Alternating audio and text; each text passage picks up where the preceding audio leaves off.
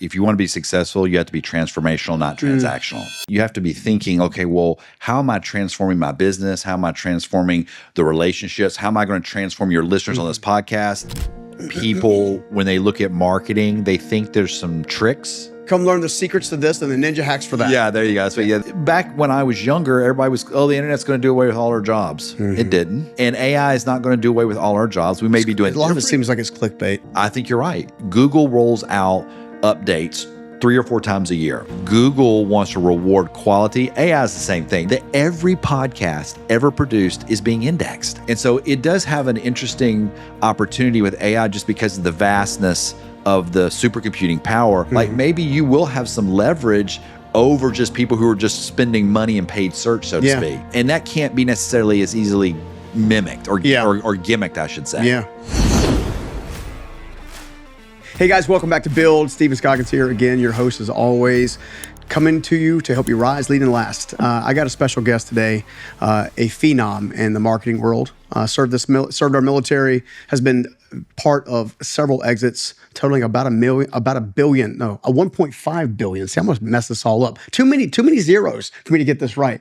But you're going to love this conversation, especially if you're trying to figure out how to market yourself in a way that's actually effective with principles that actually work based on somebody who's actually done it. So with that being said, welcome to the stage, Mr. Lee Pepper. Thank you so much, Steven. Oh, it's good to see you, man. I am so glad to be able to sit here in your home and just this beautiful part of North Carolina. Yeah, man. I never turned down an opportunity to come to North Carolina. Well, in that case, I'll just keep inviting you back for different things. My son's only in school for another semester, so. Okay, so I better just make it quick, right? I hear you. All right, I got you. Well, look, obviously you got your amazing book here on the table here, Never Outmatched, Modern Marketing Battlefield. I would tell you, at least from my perspective, especially in the thought leadership world, this personal development space, never has it been more difficult to market a voice. And I'm saying that from my own experience, helping other thought leaders market their businesses. The market seems like it's I just say what I see on the surface seems saturated. A lot of content seems inauthentic. I think people now fully understand that they're being marketed to on a regular basis. They don't quite like it. Almost like they're being sold rather than actually being given a solution. Ad spends and investment dollars have gone substantially up to acquire a customer, to have a healthy CAC. And yeah, I really want to break it apart. Tell me where we're going wrong. Tell me where we're going right. And obviously the book's amazing. It needs a highlighter. It needs a notebook to go with it to really kind of comprehend not just the concepts, but more importantly, like the strategies to implement them. Because I think while it's not one size fits all, it is very specific, and I think there's something in there for everybody. So can you help me understand what's broken with marketing? I think the first thing is you were just speaking there, Steven. I believe that if you want to be successful, you have to be transformational, not transactional. And I think that was something that that I learned front and center when I was at Foundations Recovery Network, which was behavioral health, drug and alcohol, substance abuse disorder treatment. And when you are talking to families, if you got people calling in, you cannot be transactional. Yeah. They're wanting their lives transformed, and I think their lives are at stake. Right, or their lives are at stake. Absolutely. Yeah. And I think that is when you're trying to set yourself apart, like you have to be thinking, okay, well, how am I transforming my business? How am I transforming the relationships? How am I going to transform your listeners on this podcast? I mean, that's what you have to be thinking about. And unfortunately, when you're dealing a lot with private equity, we were speaking off camera. That sometimes gets boiled down to the transaction. Yeah. And so that was one of the reasons I wrote this book, was to try to help younger marketers, younger leaders understand how you can apply some of these strategies that I derived from my military experience to be able to arm yourself so that you can resist some of this pushback you'll get. Yeah. Well, I think that's the most interesting piece, because I, as someone who's trying to be successful and actually help people, right? Know that in order to have a healthy business, you have to have margin. If you don't have margin, as Dave would say, when there's no margin, there's no ministry, right? And I've seen that be the truth. And I know that as a person who has worked very hard to even have an exit and have a retirement kind of like scenario, basically, that I can't continue to spend my own dollar of what I've already worked hard, because that exit already happened, right? So at least for me, I'm trying to figure out how to, and if we can workshop this, which would be really fun, I oftentimes feel outnumbered and outmatched. Right. So I'm outnumbered in this world of saturated voices. I feel like there's saturated voices, and outmatched. There's people who have more marketing dollars than I do to acquire the same person, and they may not have the same service of intent. So I'd love to maybe even touch on some basic principles of, as you've mentioned, how to set the stage for an early marketer when, again, I love Alex Hormozy to death. I mean, he's awesome, but he put $4 million towards his book launch, just an ad spend. Yeah. Like, I don't have $4 million to jump in an ad spend. I didn't. Yeah. You know what I'm saying? So it's like, Just so the audience knows, I'm not paying Steven $4 million to talk about my book today. We're still in the negotiation. You know, we're still working on that. But no, I mean, like obviously you've had a very successful launch so far. You've also had a very successful career. Our mutual friends absolutely love you and adore you to death. Would personally tell me behind the scenes that the things that you taught them how to do and even modeled for them in teaching them how to do things were transformational. So how do we bridge the gap? How do we become transformational if we can't even get in front of the person we're looking for? I think that what's really important is that we can't get stuck just running from tactic to tactic to tactic, which is, I think, one of the things that I point out in my book. And I want to give you one military strategy, your listeners one military strategy I think kind of helps really highlight this narrative. It's the anvil and hammer. Okay. And this is something I write about in the book that is a very ancient strategy going back to, the Romans, the Greeks, and it was used most recently by Norman Schwarzkopf in the first Gulf War. Okay. And just to give you a little bit of the military history, when Saddam Hussein invaded Kuwait, when Schwarzkopf got all of the Allied forces, he lined up the majority of the forces there on the Saudi-Kuwaiti border. That caused Saddam Hussein to do the same. But that was not set up to win. He won by having the 7th Corps and the 101st Airborne sweep around from the western side and outflank Saddam Hussein. That was the hammer. The anvil where all those other forces lined up. I applied that same strategy in some of my marketing. So I would be in a budget conversation, and you've got the finance team is sitting there looking at everything like they're supposed to do, and they're trying to reduce your cost per whatever, cost per acquisition, cost per lead. And they might look at one of your channels and go, you know what, this is not performing as well as this over here. And so I use that strategy to explain that is my holding pattern. That is my anvil. I may be spending money in paid search as an example to be able to get leads, but it's really to cause my competitors to have to respond. If I'm in paid search, guess what? They have to be in paid search. I'm going to win either by social or by SEO. That's the hammer. And if you're not careful, a lot of your finance team or your other leaders, they want to cut the anvil. Well, they say, well, why can't we just win with the hammer? Hammer doesn't win without the anvil. So I like to use as an example to young marketers because that's how they're thinking. They don't have the language to explain it to their C-suite or their board. And we were saying off camera, I never really had that problem because when I would start quoting these strategies, our CEO would go, oh, Pepper's quoting von Clausewitz. Okay, we're done. But I think part of it was that all of a sudden, I translated these strategies into a mental model that they could understand. Now, all of a sudden, they agree. Whereas before, they were stuck in, we want to make decisions, for you, even though they don't know marketing. But they're just looking at a spreadsheet. Now, I was able to put that into something that they could understand, and I was left alone. And thank goodness, because then we had had a lot of success. Whereas if we had cut that, we wouldn't have had the success. See, the interesting thing is I think I've been on both sides. Like I've been the founder and CEO. I would say I was probably the founder before I became a CEO. The CEO was learned trade, skill set. Right. Very big difference between the two. Yes. But early days, I think I would get shiny object syndrome.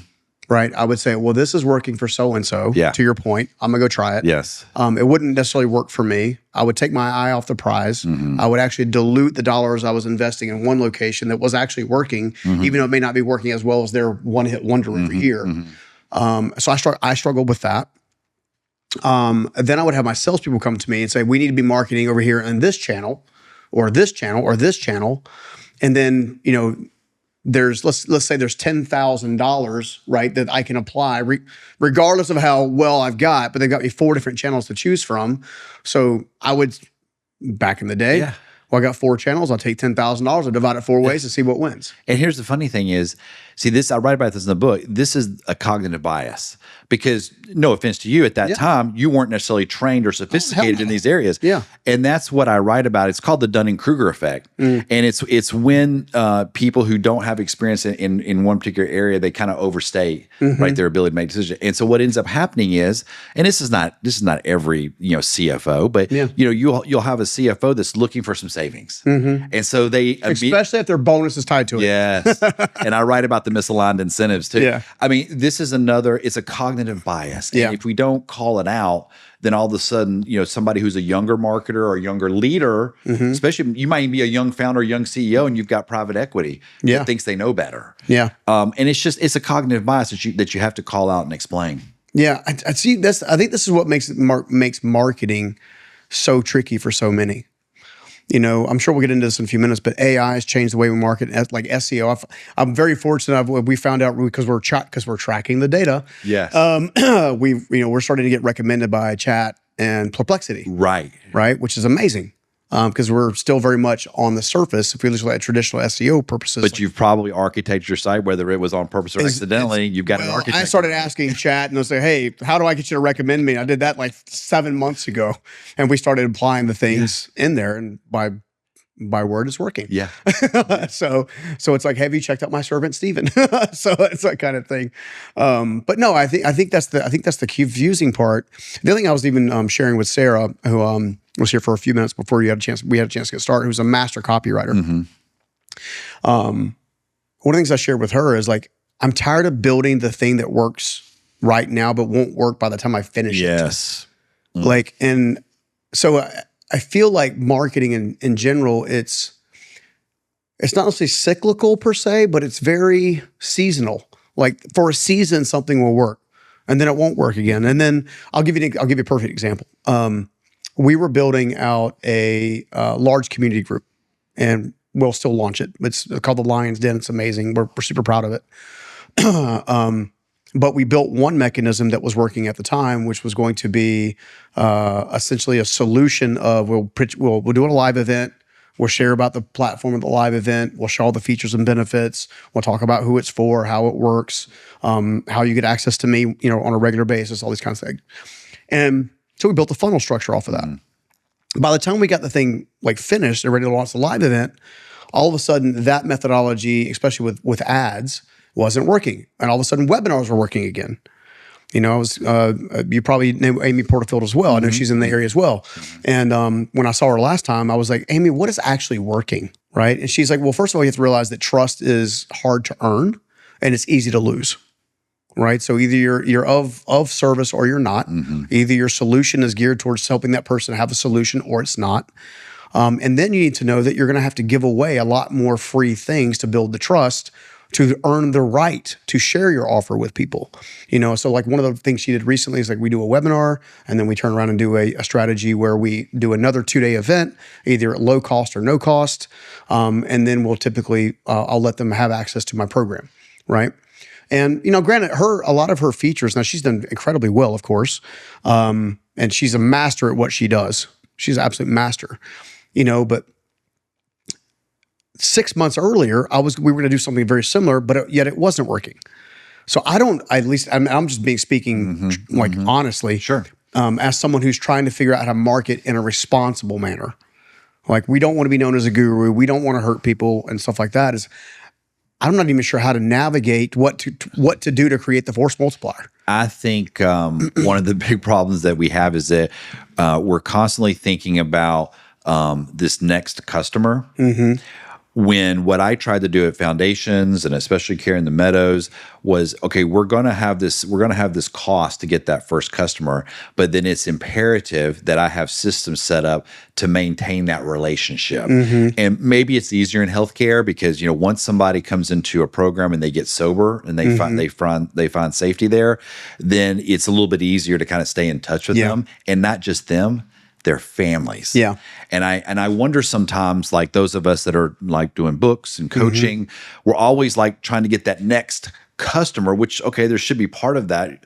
But what are we doing to maintain these relationships here? Because that's where sometimes I think we still sometimes get stuck on the transaction when, wait, we've got customers that we may have had a year ago, 2 years ago, 6 years ago. Like, what are we doing to really stay in touch with them? Because that's where you really get, everybody talks about lifetime value, but do we really? No one really applies it though. Yeah, no, I think it's definitely a gaping hole. And, it's funny, I teach a methodology called the 5 drivers. So it's ideation, which is roles, responsibilities, core values, mission, vision. It's essentially the glue, right? It's like, what do you need to make the machine work, right? And then you got your sales pipeline, who, what, when, where, and how. Like, what are you selling? How are you selling it? When are you selling it? What's the mechanism of selling it? Then you got fulfillment. How do you deliver that product, good or service with excellence? Then you got the finance piece, which is like, how do we maintain revenue? How do we maintain profitability? How do we watch our costs? Because I find that, I've shared this before, entrepreneurs, the one thing we're really weak at is not paying attention to where things are going cost-wise. Yeah. And the first thing, Sean Anthony, a good friend of mine, asked me, so what's the number one thing an entrepreneur should do to make their business more profitable? And I was like, well, they probably need to go make sure their costs are in order. Right. Like I would pick up on average 3 to 3.5% a year in cost repairs. Just, hey, this system's outdated. This thing's outdated. Anyway, I said all that to say that the 5th one is what I like to refer to as raving fan retention, right? Our mutual friends, Roy and AJ Vaden, are fantastic at this. And I know they've been studying Will's book, Unreasonable, not hospitality. You're going to get it. Yes. Something hospitality. What is it?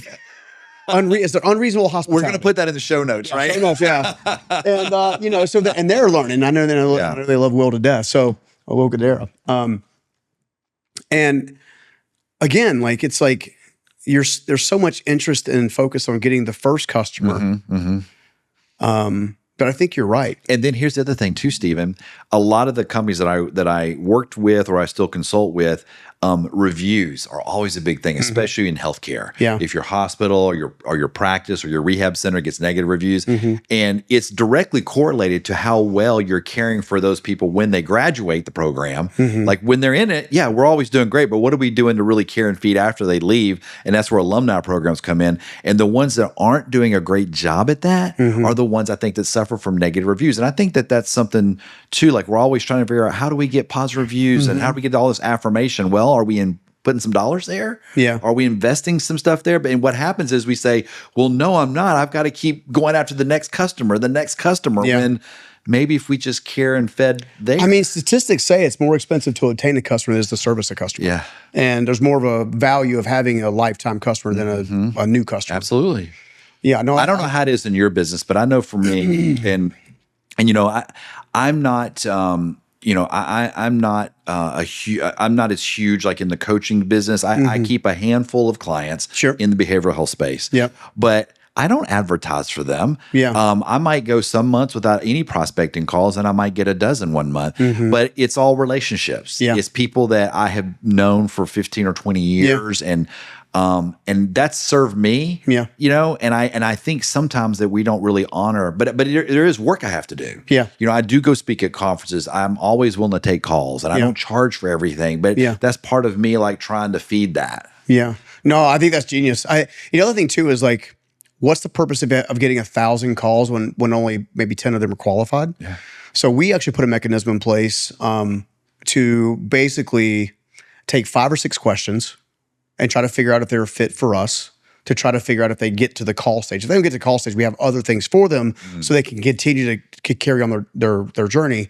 A lot of tools we'll call it conditional logic, right? So it's if this, then that, philosophy. If, they score X, then they go this step, or they go to that step, or they go to this step, which helps optimize time. And I know you're a real big believer in making sure that the time is optimized because we only have so much of it in a day. Right. So what have you experienced and what are you seeing in your frameworks? I think one of the things that we have to be really aware of, and this is how I first met, Rory and Amanda, was, when you get that lead. So from the digital marketing perspective, okay, I can generate leads all day long. I mean, you give me what you're willing to, what the budget's going to be, and we'll go out and we'll build the engine to create that. But at the end of the day, who is answering or servicing those leads? And that was how I think I told you off camera.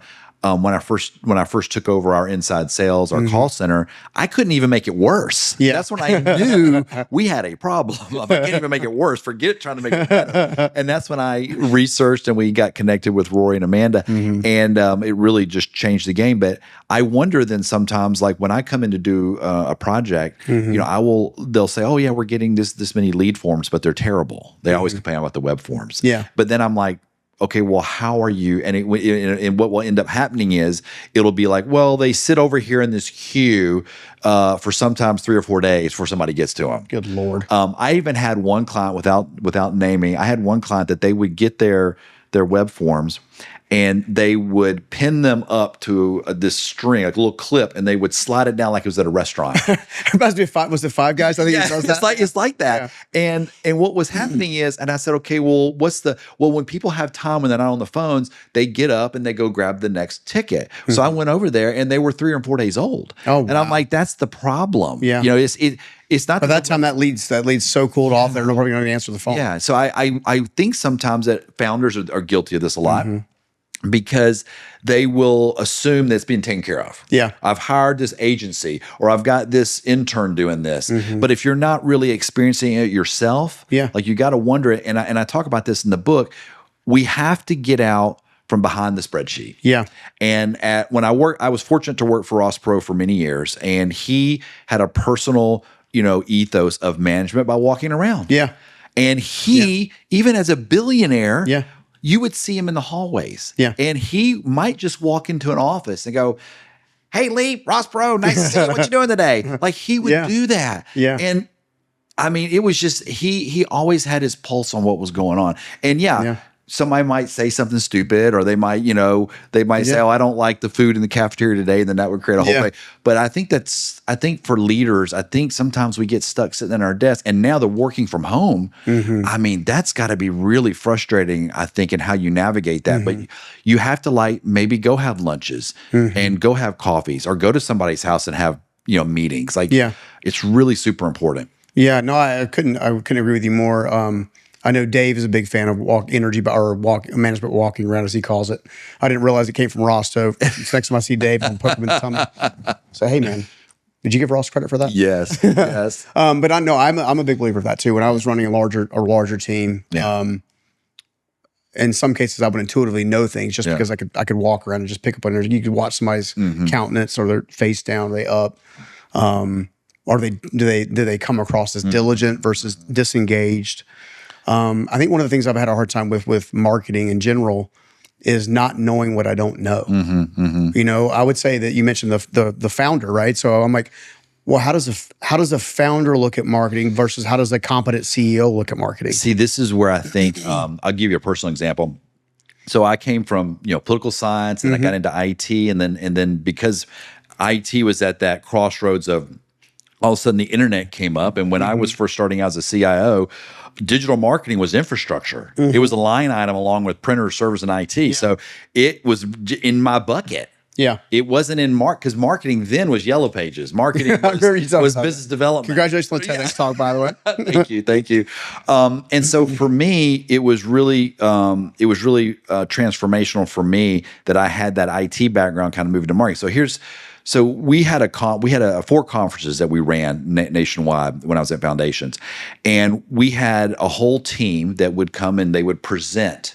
And when I first got involved in the conference piece, the graphic designer would come and lay out 8 or 10 ideas. They have all the boards and stuff, the idea boards, and our CEO, he would comment, "Oh, I like this. I don't like this. I like this. I don't like this." So when they said, "Hey, Lee, conferences are now, we're going to roll those under you," I said, "Okay, we're not doing that." Yeah, I hired the team. The graphic artist knows more about color theory than I do. Yeah. Why am I commenting on it? Yeah. I want to hear a good pitch. Yeah. I want you to sell me on this is why we're doing it this way. And I want to know that sounds good from the business perspective, but I'm not going to overrule them. And that's where I try to tell young marketers, do not go in and ask for permission. You need to go in and sell them. So if you're gonna have a campaign that you want to show them, then great, you present it. Yeah. You're not showing up saying, "Can I do this?" That's so good. No, you've been hired. Yeah. And I tell young leaders, they say, "Well, I'm not sure that they really listen." The board in the C-suite, your biggest fans are the board and the C-suite. They want you to succeed. Yeah. Do you think they want to do your job? No.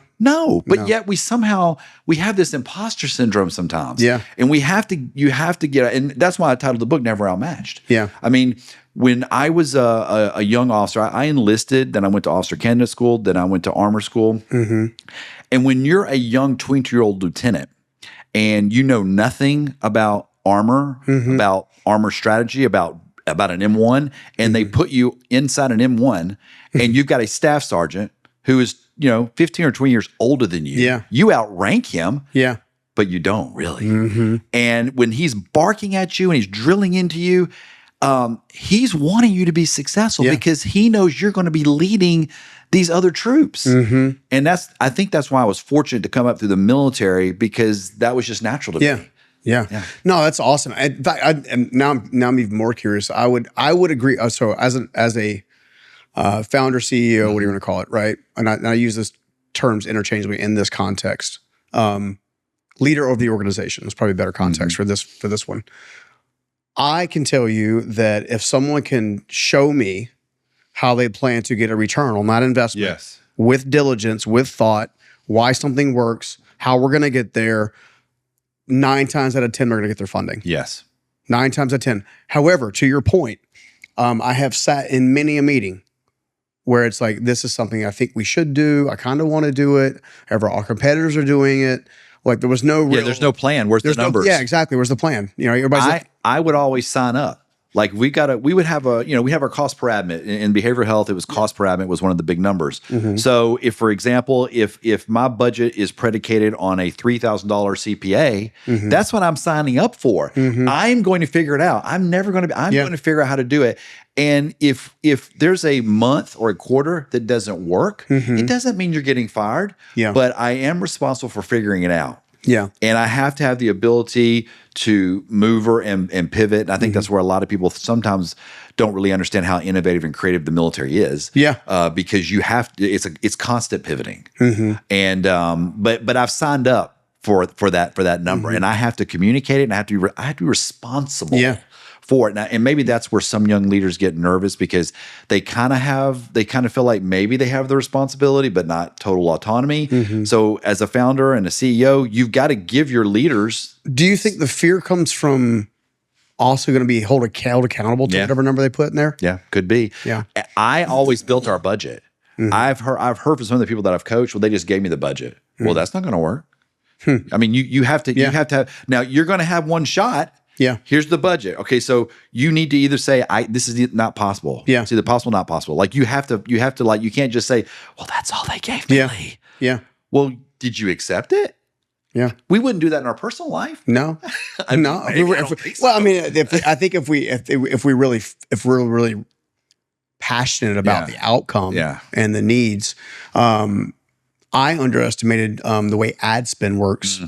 I didn't realize you have to train a pixel for a number of months, really, between 2 and 3 months, before it even knows what client you're looking for. And unfortunately, the only way to train the stupid thing is to spend money on it. Which is interesting, right? So, we were able to get, I want to say our customer acquisition, or not customer acquisition, lead acquisition cost was bumping around $16. We got it down to 11 and some change, $11.50. And when I looked at those numbers, then you go to, what does it take to turn that same lead now into a client or a customer? And now it really becomes more of a sales process.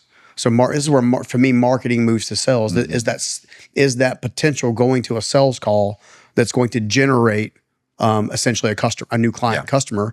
And then it goes into the fulfillment bucket, which is, okay, how are we going to make sure this customer never wants to leave us because we treat them so well, they get so much value for what we do, et cetera.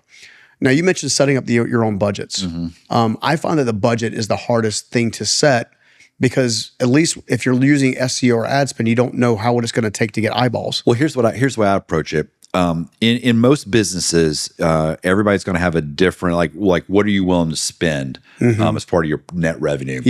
in behavioral health, for most of my tenure, we were willing to spend 10% of net revenue in marketing. Okay. Now, so that's how we built our budget. I knew what we were willing to absorb from the private equity investors, from the cost of, all our clinicians and all that. We had 10%. It's my job to understand, okay, how am I going to divide that 10% up? Because to your point about talking about, Meta and Pixels, and there's so many different channels. And maybe for your business, maybe Meta is not good for you right now. Maybe influencer marketing or referral marketing. But you're responsible for deciding that. And you can't blame the CEO or the business or finance that you didn't get enough budget. No, you have to create a budget to fit within your business. And so, for us, it was we were about, if I remember right, we were about 40% business development relationships. Yep. These are people out in the field calling on therapists. Kind of like outside sales calls. Outside, yeah. Okay. And then another 40% was digital. And then we had another 20% was alumni. So that's how we divided it up. And then so if somebody wanted to hire another BD rep, okay, well, we have 10%, you've got 40% of that. You have to divide that up. And so do you either pay somebody more or do you maybe hire 2 junior people? That's for them to decide. Yeah. Same thing on the digital. How much was I going to put toward SEO, toward social, paid search? I mean, I have to figure that out because each channel's different. But I was also responsible for educating the C-suite, the board, the finance team as to how each of those channels will perform, because I was not going to have them deciding what I was going to spend money on. Yeah. Not if I have signed up and created the budget. Yeah. Yeah, that makes a lot of sense. I mean, that doing so otherwise would undermine the responsibility or accountability you would have. And I think it's important in marketing for you also. I believe in an integrated marketing team. So as chief marketing officer, we had a VP of business development, we had a digital marketing manager, we had an alumni coordinator, conference manager, the call center manager, all reported up to me. So guess what? That took away all the arguing and the finger pointing. So a lot of times when I get into consulting projects now with behavioral health, they'll have the call center manager reporting up to the CFO, and they'll have the digital marketing report, maybe reporting directly to the CEO, and then they'll have the business development. Well, they've been there a long time, so they report to the COO. Well, no wonder they're not getting any traction because everybody's blaming each other. Yeah. Why the numbers not work? And then they're also trying to, well, that's my lead. No, that's my lead. But when you have one team, it takes away all the arguing. Yeah. No, that's so true. It also has me thinking about, we were joking around a little bit off air about our mutual friend Rory, and wanted to copy you and have dashboards everywhere, monitors. I heard AJ mention it too. Yeah. Which is interesting to me because first of all, I love that idea. So it's transparency. Yeah, I love transparency. I love data. It also showcases to me when you're able to get to the point, because if you're looking at a founder that's less than $1 million, they probably may have a contractor, contractor or 2 people trying to get marketing working and firing on all cylinders. But one of the things that I struggled with early on before I understood more about it is actually knowing what so we said we set the budget. We're going to delegate so much towards ad spend, so much towards affiliate marketing or referrals, and so much towards what I would refer to as events. So I'm not sure if Rory and AJ still use Keep or not, but I know that Keep will invest so many dollars into an event that somebody else is hosting as a sponsor. For so much access to an audience, and they have a back-end mechanism to figure out, okay, well, we think we're going to get X number of clients. Right. And of course, because it's a technology platform, they're pretty sticky. Yeah. Right. So the platform I use, I've thought about switching before, but I don't want to go through the headache. Right. So I instead I choose to contact them and work through the issues, right? Which makes them better anyway. But where I was going with it is one of the things I've had challenges with in times past, and I'm saying this for the benefit of the audience, is understanding once all of that's been set aside is how to actually measure the people who are measuring the thing that I've now invested in. And try to back my way into that. Because I feel like with the model that you just expressed, it showcases very early what's working and what's not working. Yeah. I think that one of the things that is a common complaint that I hear is I work with a lot of agencies and the agency's not giving me this data or the data's different. And so part of that is, I find it's the owner founder's fault. The agency's working with what they have. They may not have all the information in your business. So you have to really work to get them aligned.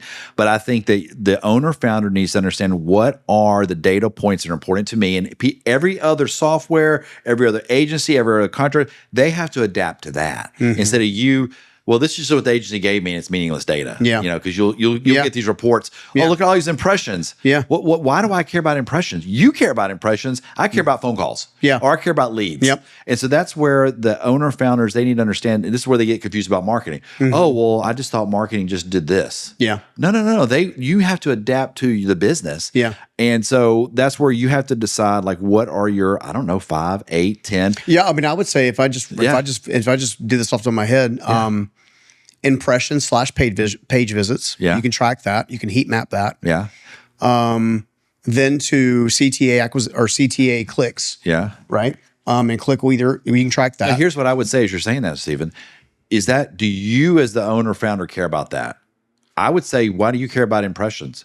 Because what does that tell you? Yeah. You might get 1 million impressions, or maybe you get 10. But did those 10 call you instead of? Yeah.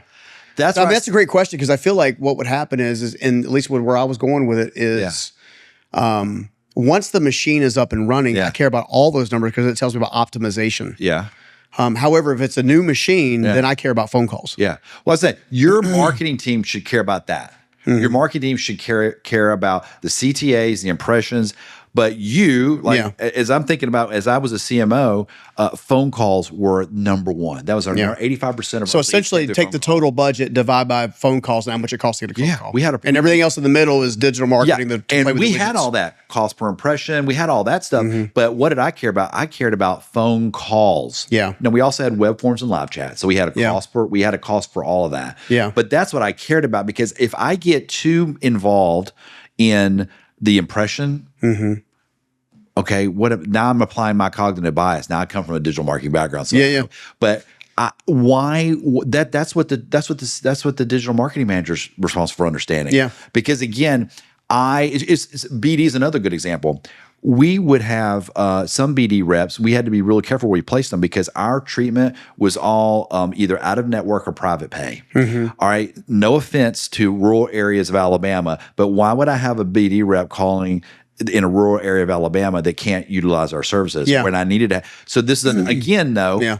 I needed to not apply my cognitive bias. I have to trust that my VP of business development, that they had a handle on that, and they were getting back to me the phone calls, which then translated to leads and admins. I guess if I use that same frame of reference, one of the things that comes up is if the impressions are a byproduct of creative, right? So the better the creative, the better the impression. Yeah.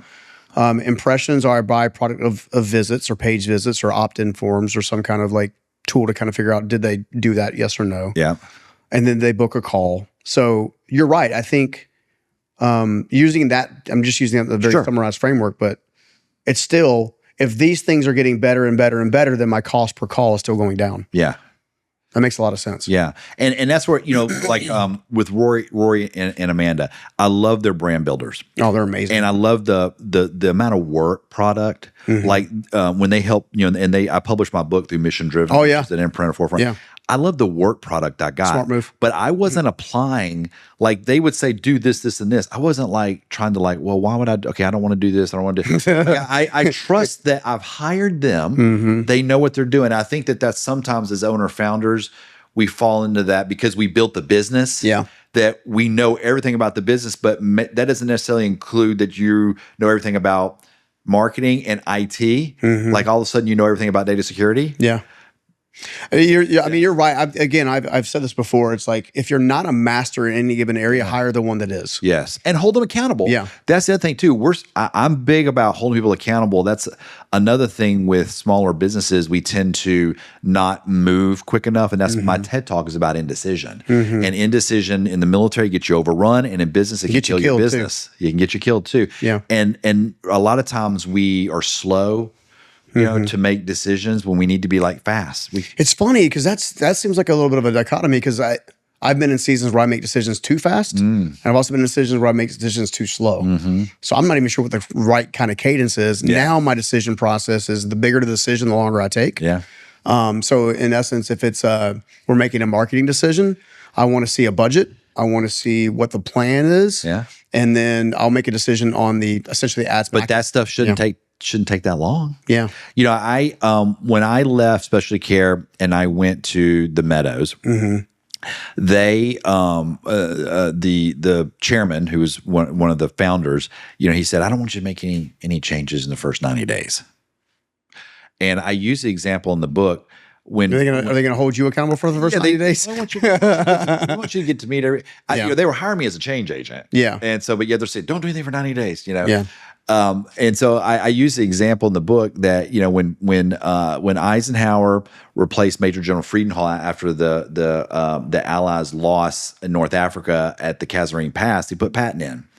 Within 90 days, Patton and Montgomery had ousted Rommel from North Africa. Nobody said, hey, we're hiring you, Patton, because they knew he was a change agent. Yeah. You know, he's a pain in the butt. Yeah. Nobody was saying, don't do anything for 90 days. Yeah. But yet we sometimes handcuff our people. And so I think that, especially with all the tools we have today, I think you can get budgets. I think you can get plans. I think you can get them faster and maybe even more thorough than we could have done, you know, years ago. Yeah. No, I think it's great. I think, you know, I want to be careful because your experience is extensive and well earned and well fought for, and you've been very successful.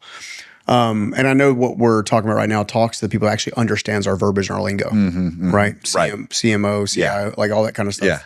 Let's talk to the entrepreneur that hasn't broken 7 figures yet. Like if you were going to, and they're operating, I don't know, a 10-person team. I think they've got to not get too wide. Sometimes when I go into a small mom and pop treatment center, you know, maybe 10, 12 beds, they're doing TikTok, they're doing Meta, they've got a BD rep they've just hired, they're sponsoring conferences all over the country. Like, whoa, time out. Yeah. Because all of a sudden, no wonder you don't know what's working. You got too much stuff. Yeah. So I think that my advice to people that are just approaching that level is to don't get so wide that you can't understand and know where your expenses. Kind of like we were talking about with expenses. Yeah. Like you're not. And also, you need to understand the competition. If you're not at that 7 figures, do you really think what you're doing in TikTok is going to break through right now? Probably not. Not unless it's a main channel. Have you not seen the competition? Yeah. You know, at Foundations, you know, we were spending at one point almost $1 million a month in paid search. Yeah. And I'll have clients today, Stephen, like, I want to get into paid search. Okay, well, what kind of, like, let's look at your marketing budget. Crap out of me. Well, and they'll say, oh, I've got $5,000. Okay. Do you understand? You've got these companies here I was part of, they're spending $1 million. You think you're going to break through on 5? Now, there are some certain things you can do hyper local, which it totally makes sense. But I worry that sometimes it's that FOMO. Yeah. You know, that, and all of a sudden it's the tactics. I heard Bill down the streets he's doing TikToks, you know? You know what's really funny is I've done this now at 4 different events where I'm speaking. I'll say, hey, by show of hands, if you're a business leader, founder, entrepreneur, raise your hand if you feel like you should be further ahead than you actually are. Without fail, 100% of the hands go up. Without fail. And what that did was that brought light to one of the things I call it, the 5 constraints. There's like, you know, there's elements. So there's arrogance, ignorance, fear, insecurity, and then impatience, right? Almost every dumb decision I made was more of an impatient decision. I'm not saying don't take action, but impatience leads to comparison, right? Because you're comparing yourself to what you see around you. Therefore, you're like, I'm far behind. They have the nicer house. They have the nicer business. They have the trucks with the logos on them. They've got the big website. They have the chat bots. They created like the new AI bot for themselves. They have all these things. I can't compete. So I got to do it all. Yeah. But they have more money than me, right? I'm a big believer in I'm now a big believer, and I'm saying this in the last 24 months, really, of slowing things down, of things to speed things up. And so what I mean by that is not waiting to make a decision, but taking time to make an informed decision, right? So if we take the early stage entrepreneur, how do we help them segment and figure out what the lane is? Well, I think it's fair to have the conversation. If you're an early stage entrepreneur, okay, let's just say you were going to do $1 million this year. So do you honestly you want to do 10 million next year? I've done that before, and no, you don't want to do that. That's what I'm saying. It's too much growth in a year. Right. Yeah. So let's.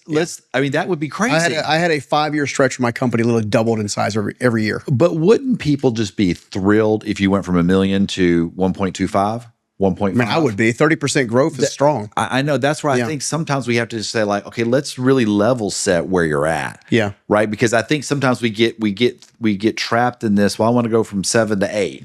You know, it's like, okay. And the question is why? Right. Well, and when we went, I was at Foundations 10 years. I was there when we just had received our first $25 million investment from a Chicago private equity firm. I was their first CIO. So when I exited, 10 years later, we had gone through 2. We sold for $350 million. We didn't do that in the first year. Yeah.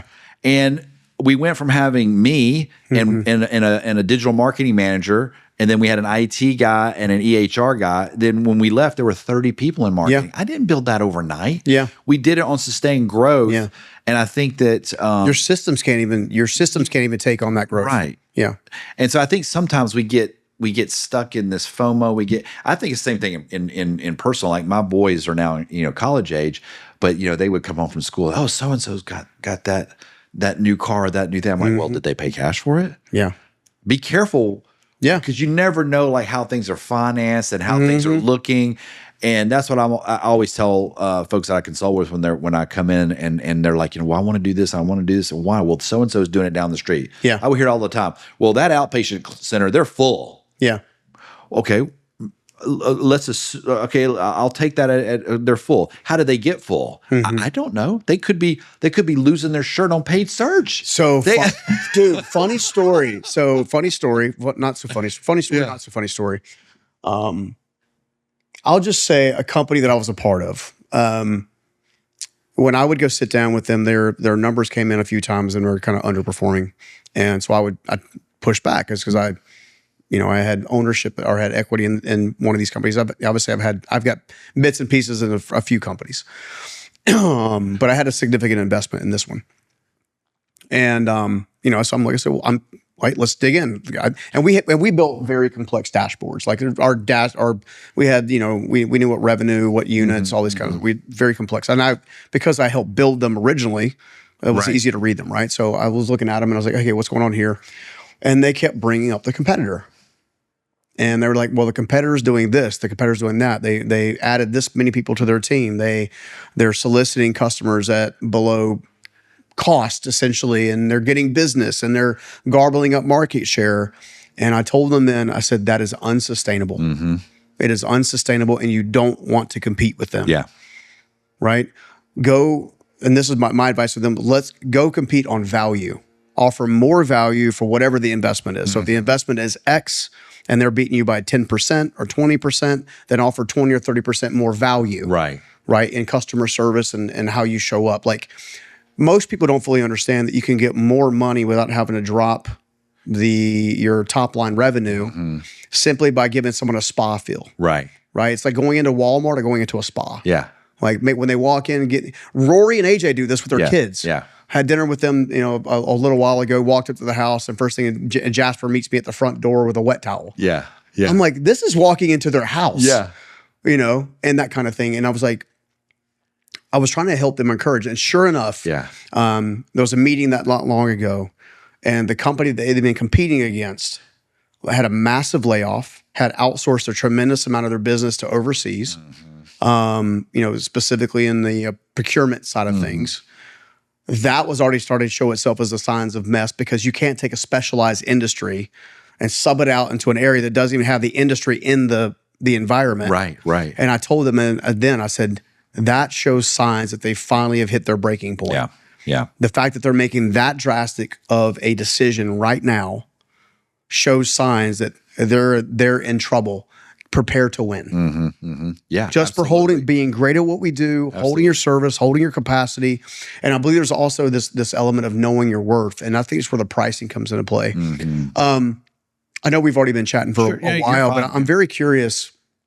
I want to hear the breakdown of how you see the force multiplier as it relates to marketing, where it meets obviously the terminology that we know from the military. The force multiplier. This is a concept from Carl von Clausewitz, and without boring the audience, they can read about it. And it was really, and the book's awesome, guys. Pick it up. Seriously. It was really the first chapter I wrote. The force multiplier basically is a way that you can take one piece of content and you can put it on all these different platforms. And so the way that I leveraged that in my marketing experience was that it became very budget friendly. So if I wanted to do like podcasts, this is many years ago, we started I think it was the first behavioral health podcast, like going back, way back.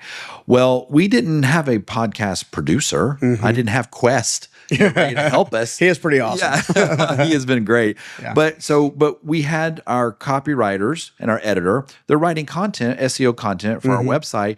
Well, one of our writers, David Condos, he was also a musician in Nashville. He goes, I think I'd like to try my hand at podcasting. So it was a stretch assignment for him. I don't write about this concept in the book too. So it's like, okay, we're going to let you, we bought the equipment. It was a very minimal investment. And the basis of those SEO blog articles became topics for our podcast, our nascent podcast. Oh, and while we're going ahead and talking on the podcast about these SEO articles, let's throw 2 cameras up. Now we had the video. Oh, and now we can clip it and put it on some of the social channels. Oh, and link back. Yeah. And all of a sudden, this became very budget friendly. So instead of going to the finance team and say, hey, I need to rework my budget, I need to hire this, and this, we force multiplied it and we proved the value. And so that became a very way for me as a younger chief marketing officer. Like, it was a way for us to prove the technology without betting the farm. And then that's how we went from 3 people to 30. Because when I left Foundations, we had 3 videographers. Like, we had one full-time podcaster. We had drones. I mean, but we didn't just go out and say, well, I think I want to do this. We proved it through force multiplication. That's awesome. It also reminds me of just the basic business principle. Develop your proof of concept first. Right. I'll tell you another good one that I like to talk about is, HR and recruiting, human resource recruiting. They always need help with improving retention rates at your company and also hiring people, especially in healthcare, hiring a nurse. Within budget. Because it's easy to throw money at people. Right. It's super expensive. So they're not marketers. But every now and then they'll go, hey, could you help us do this? Well, we were able to get a certain percentage of the HR budget into marketing so that I could have staff to help them. Oh, that's good. And I think that's another important point. When you're in marketing, everybody wants you to help them. Oh, can you do internal communications? Can you do stockholder communication? Can you do HR and recruiting? And they never pay for it. So your team becomes and your team's meanwhile trying to get leads. So they come stretched too thin, not enough to execute. And then eventually you have an implosion. So we took percentages of these budgets. If you want to help, we want to help. We've got the pros, but we're busy trying to drive business. If you want us to help, we want to help, but we've got to have some budget room, and you got to hold the line on that. Dude, you're a genius at everything. I just want to thank you. You're too kind. You're too kind, Stephen. I do want to talk about this next wave because you mentioned to it in your TEDx, which I'm excited to watch as I can get my eyes on it. About the influence of AI in the marketing space, and I see a lot of people that are running from it. I'm trying to figure out how to make it work for me. Or work with me, I should say, at this stage of the game. Right. It's all but shy, if not already got its own brain. And I guess I just have questions around how you see it playing out currently based on the data and the information you have. I know it's shifting day to day, month to month, week to week, but I think there's 2 things. I think AI, we hear AI, but to me, I'm looking at it obviously in 2 different paths. I'm very interested in how it's impacting search. So like the things you were talking about earlier, how you went into Chat GPT or whatever bot you use, and you said, well, tell me how I can show up. Tell me exactly what to do. Because it's there and it's already disrupting search. It can be time consuming to a degree to get it going, but it's still worth it. Well, one of the easiest things is just doing FAQs. Like most websites have FAQs, but they're terrible. What's the address? What's the that's not the kind of FAQ that the AI is looking for. So and it's already impacting search, because if you go into Google, you'll see Gemini right there. I mean, in there, it's already, and pretty soon that little button will go away, Yeah. and it'll all be Gemini search. Yeah. And so now we're in this situation where, like, as an example, website impressions, meaningless now. Yeah. Because AI is giving you the answer right there. You're not Yeah. even having to click. So if you're not careful, you might be getting, if you were using it as an example, the impression as a way to judge your marketing, well, that might, you might say, oh, well, they're doing terrible, fire them, when it's really not them. It's like, you might be really set up well, but it's just being answered in AI. So that's where you got to, how are your leads really doing, or your phone call? That's the most important. Yeah. So I think search, you've got to really be paying attention. It's going to, just like when Google rolls out updates 3 or 4 times a year. And we've heard all, Panda was a big one years ago. So you hear about these. Well, this is the same thing. AI is almost like an algorithm update. Oh, it is. Right. And so everybody's Sizable one. everybody's getting freaked out, but this has happened before, and we will navigate it, and we will. Turns out the invention of the car, the invention of the refrigerator. Yeah. Then the second part are all these tools. Yeah. And so I'm not afraid of the tools. I mean, I was telling your guest earlier, before we came on, I mean, I graduated college. The internet wasn't around. I typed my senior thesis on a typewriter. So I feel like, when I got to Foundations, their biggest line item in marketing was Yellow Pages. So back when I was younger, everybody was, oh, the internet's going to do away with all our jobs. It didn't. Yeah. And AI is not going to do away with all our jobs. We may be doing A lot of it seems like it's clickbait. I think you're right. But I mean, we may have some different jobs. I mean, there's going to be some things that change. Yeah. Right. But this is where the astute person is going to learn and evolve to a certain degree. Right. So either you can learn how to use AI or partner with it in some ways to help you benefit and grow your business, or you're going to be bypassed by those that do. Yeah. It to me, it is, to your point with the Yellow Page, it is the Blockbuster moment. Right. Blockbuster should have bought Netflix. Yep. Absolutely. And listen to Netflix, Absolutely. So, yeah.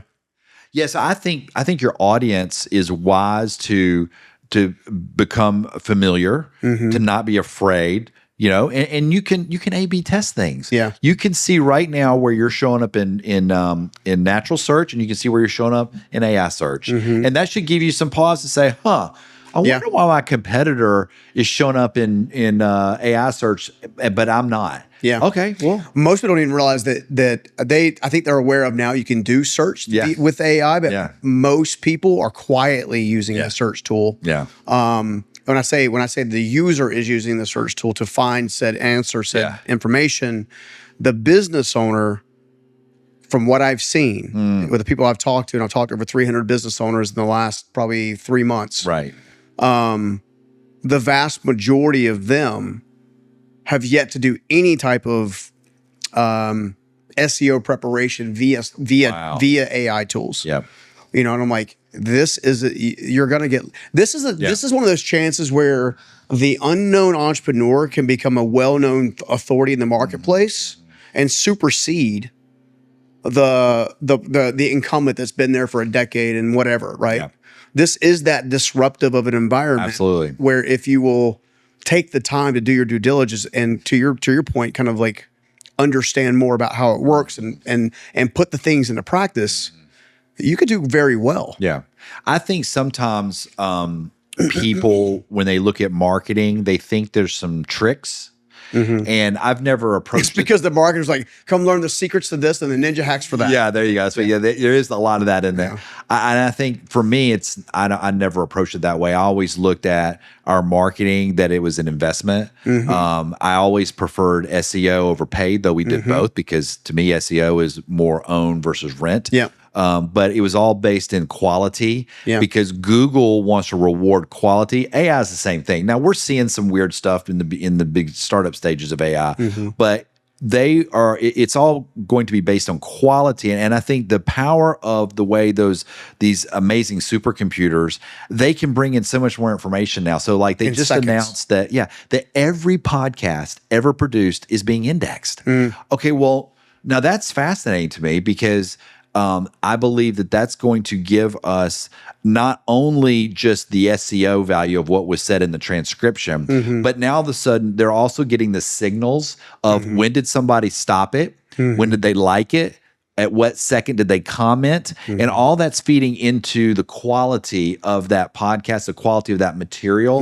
And so it does have an interesting opportunity with AI just because of the vastness of the supercomputing power to, I'm going to use the word democratize. I think the audience will understand what I'm saying, but all of a sudden now, if you're a smaller player, like maybe you will have some leverage over just people who are just spending money in paid search, so to speak. If you have the quality and you have that, and that can't be necessarily as easily mimicked or gimmicked, I should say. Yeah. No, that's great. I was just thinking now, I think if it's already indexing podcasts too, it'll also pick up podcasts that are still ongoing versus ones essentially a shutdown, which I think is a really important move. We're almost 300 shows in. Yeah. And I know lots of people that got to 7 or 8 shows and stopped. Yeah. So I think that's interesting. I think before, I know we're no, absolutely, yeah. And you've been very generous with your time, so I really appreciate it. No, you're amazing, bro. I'm not trying to kick you out by any stretch of the means. First of all, where can everybody go to learn more about you in the book? So yeah, they can go to neveroutmatched.com. The book's available at all major retailers. The publisher just told me it's going to be in airport bookstores in December. Go. And I was like, okay, that's a big deal. Well, apparently that's the month when more travelers and unfortunately people get stranded. So when they wander into the airport bookstore. I think we can fly again soon. Yeah. But yes, and I'm going to be, my TED Talk, I just did it. It'll be out on TED in 2 weeks. So late Please send me the link and I'll add it to I appreciate that. Because you're brilliant, bro. Thank you. And I'm going to be speaking at, I do a lot of work with veterans groups. Obviously, I'm a mentor in our Veterans Treatment Court. I'll be speaking at the Veterans Ready Summit in D.C. On December 11th, and I'll be in Scottsdale, Arizona at a treatment center conference on December 9th. So I try to get out and speak as much as possible. That's kind of where I've positioned myself now. Is I do want to write another book. I've got some stuff that I left out of this one, so, but I do want to do more writing and speaking. So that's kind of the what I'm focused on these days. Well, if there's anything we can do to support that, we'll be glad to. Thank you so much. Yeah, I'll be happy to. I guess one final question as we wrap up, and extended answer is more than fine. Should it be needed?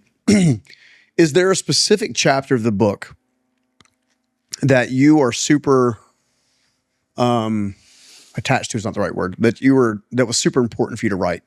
One, because obviously there's a lot of meat on the bone, and I'm just curious. I find that when I write books, the book calls me to write it, and there's typically 1 to 3 chapters that are like really important to me. Yeah, and I was curious if that's the same for you, and if so, what is it and why? I think for sure when I went about this book process probably backwards. I wrote the book. I did too. I wrote 80,000 words, and now we're going backwards. But then I went and tried to find an agent and a publisher and all that. But I know the people and the editors that work with me after I got it. I know they kind of positioned. They felt like the strongest chapters, kind of in that order.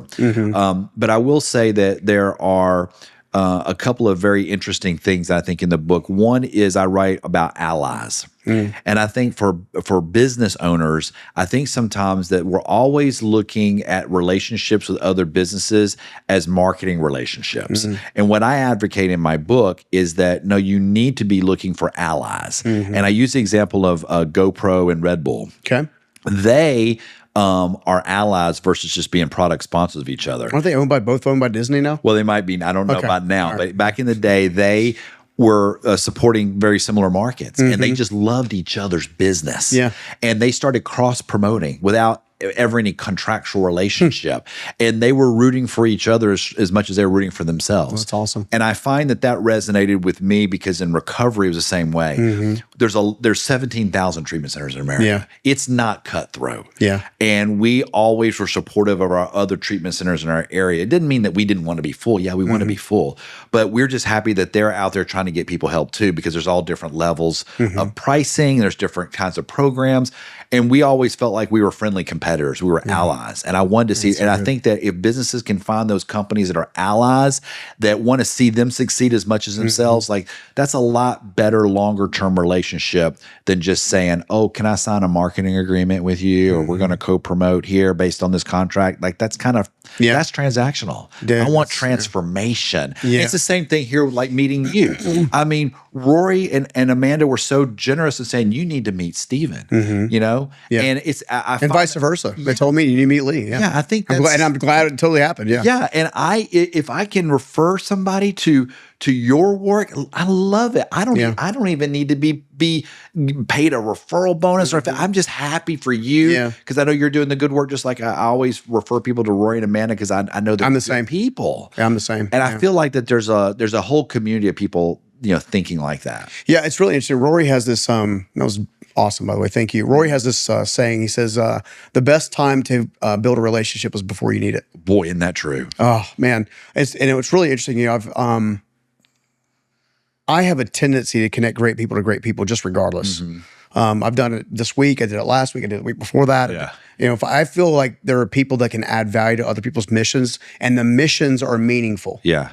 Like I have a hard time helping those that just want to get more money. Yeah. Or like from the greed aspect. Right. I have no problem helping people actually want to impact the marketplace in a positive way that drives, to your point, positive transformation. Yeah. Right. And I've always loved that. Yeah. And I'm hoping, I'm saying this now because I'm not even thinking about it, that when it comes time to formally launch One Part Lion and One Part Lamb, my next book, that they'll be there to help me absolutely orchestrate a massive launch. Well, I'm going to grab my book here if I you just can't take it with you. That's yeah, for sure. But I was when I wrote this book, the top two people that did pieces for me, Daniel Amen. I did a small project for him years ago. And when I reached out to him, he was so generous. I thought, oh, this Dr. Amen, he's got big business. He's got all these specials, and he was in the Army himself. Oh, wow. And he was the first one that replied. Literally within a day, and then Mackenzie Phillips. People say, well, how did you get Mackenzie Phillips? I did her first interview about recovery. Wow. This is going back 15 years ago. And I hadn't really, we stay in touch on social, LinkedIn, but I hadn't really seen Mackenzie in a long, long time. Yeah. And when I emailed her, yeah, she got right back. And she was and I'm like, that's where I had the hay was in the barn. Yeah, that's right. I had already kind of just because it was just generous. I wasn't asking for. You never go wrong just being good to people. Yeah, right. That never bites you in the butt. Yeah. Unless you have some serious self-abandonment things to work through. But that's a whole other show. Lee, I can't thank you enough for taking the journey to come out here. Love what you're doing. Love what you're doing. So glad to get to meet you in person. Yeah, likewise, man. This has been amazing. All right. Hey, guys, that's going to do it for this episode of Build. As always, please like, subscribe, share, and comment. And if you learned anything about this from this particular show, I'd love to hear it in the comments. I'd love for you to go out and support Lee. As you just saw, he's an amazing human being. If I'm being honest, I wasn't able to get all the way through the book because it's so meaty. Like I needed a notebook, a paper, and a pen, and a highlighter.